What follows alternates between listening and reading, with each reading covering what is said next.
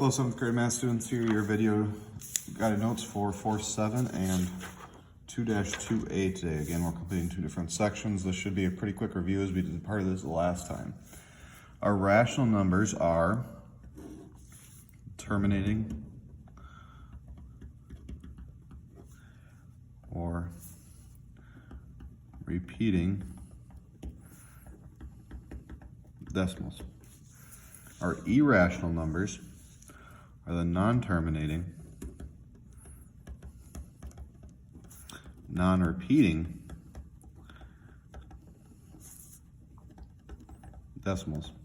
And this should be kind of a review from the slideshow, so if you have any more questions on this, you also see that slideshow, that the drag and drop one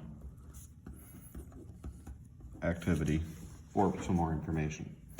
What all I'm asking you to do is just to classify if these numbers are rational or irrational, just like the drag and drop activity. It's the same style activity, you're just listing it as rational or irrational numbers, okay? Make sure you're summarizing down at the bottom here too when you are finished with this side. Once you are finished with that side and you've finished the practice, flip it on over and you're going to be completing these 2.2 guided notes, okay? We're going to learn to compare positive and negative rational numbers written as fractions, decimals, and integers. When comparing rational numbers, is it necessary to write all the numbers in the same form? It's not always necessary, but it's very, very helpful, okay? So our first sign there is our greater. This is the greater than symbol. This one is our less than. This should be kind of a review, as you've probably seen these two symbols before and heard greater than and less than in that place. You always kind of notice that this little thing looks kind of like an alligator, just kind of missing the teeth. It looks like an alligator. Our alligator always eats the larger value. Okay. When comparing rational numbers, what might you want to do with them first? We might want to change them to the same form.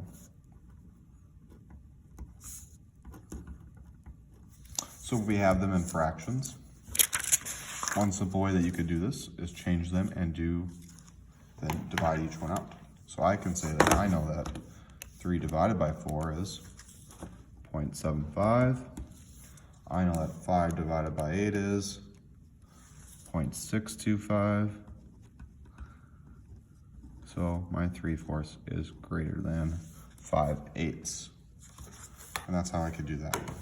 Here's the first step done for you. Make sure you're finishing the rest. Be careful with these negatives values as well. Remember, we're doing greater than for the one that's far closest to 0 or more than 0, okay? So our largest number total.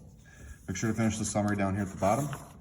When you're finished, make sure that this returns to your red folder with your name on the front of this packet when it is complete, and it goes in the material swap for Monday. If you guys have more questions beyond that, make sure you guys reach out via the Google Classroom Meets or send me an email, and I'll be available as much as I can. Thanks, guys.